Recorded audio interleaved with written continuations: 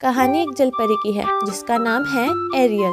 वह समुद्र की रानी का सबसे छोटा और सबसे सुंदर बेटा है। वह हमेशा इंसान की दुनिया के बारे में सोचती रहती है क्योंकि वह जानती है कि उसकी दुनिया और इंसानों की दुनिया अलग है।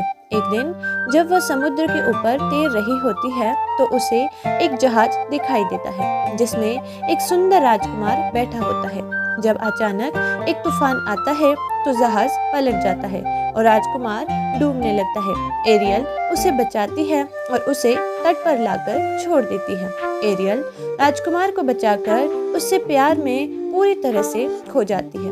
वह जानती है कि अगर वह इंसान बन जाए तो वह राजकुमार के पास जा सकती है, लेकिन उसके पास यह मौका नहीं है। इसलिए वह समुद्र की एक जादूगरनी से मिलती है और उससे इंसान बनने के लिए मदद मांगती है। जादूगरनी उसे इंसान बनने का एक मौका देती है, लेकिन इसके बदले में उसे अपनी आवाज देनी पड़ती है। एरियल बिना किसी शर्त के अपनी आवाज जादूगरनी को दे देती है क्योंकि वह सोचती है कि राजकुमार को वह बिना शब्दों के अपने प्यार का एहसास दिला सकती है। अब वह इंसान बन जाती है लेकिन उसकी आवाज चली जाती है। जब वह राजकुमार से मिलती है तो वह उसे पहचानता है, लेकिन उसे एरियल की चुप्पी पर शक होता है। राजकुमार किसी और लड़की से शादी करने की सोचता है और एरियल का दिल टूट जाता है। जादूगरनी ने उसे चेतावनी दी थी कि अगर राजकुमार किसी और से शादी करता है